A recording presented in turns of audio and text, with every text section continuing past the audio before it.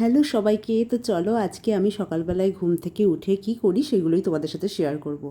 সকালবেলায় উঠে ফার্স্টে মুখটুক ধুয়ে আমি খাটটা পরিষ্কার করতে শুরু করি।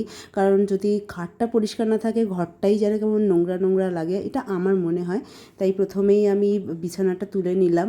সমস্ত কিছু পরিষ্কার করে রাখতে আমার বেশ ভালো লাগে। আর সেই দিন আমি বেড কভারটাও চেঞ্জ করেছিলাম। আমি সপ্তাহে একদিন করে বেড কভার চেঞ্জ করি।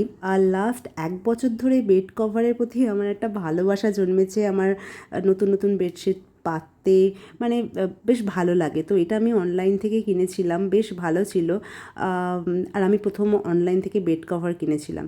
আমি একটু তাড়াতাড়ি করছিলাম কারণ 8টার সময় জানির স্কুল, আর আমাকে বেরোতে হবে জানকে স্কুলে দেওয়ার জন্য। তো এই জন্য একটু তাড়ায় থাকি। বাট কী বলো তো, যদি ঘরটা গোছানো থাকে, আমি যখন স্কুল থেকে আসবো, যখন ঘরটা দেখবো, সেই টাইমটায় আমার বেশ ভালো লাগে, পরিষ্কার পরিষ্কার থাকে। এই জিনিসটা আমার খুব ভালো লাগে। স্কুল থেকে আসার পর আমার বাকি যে কাজ থাকে, মানে ফার্নিচারগুলো একটু পরিষ্কার করা, সেই কাজগুলো আমি করি।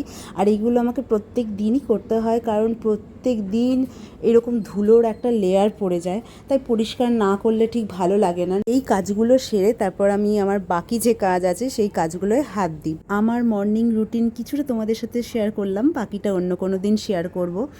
আর এই হচ্ছে আমার ঘর। কেমন লাগলো তোমাদের অবশ্যই জানিও।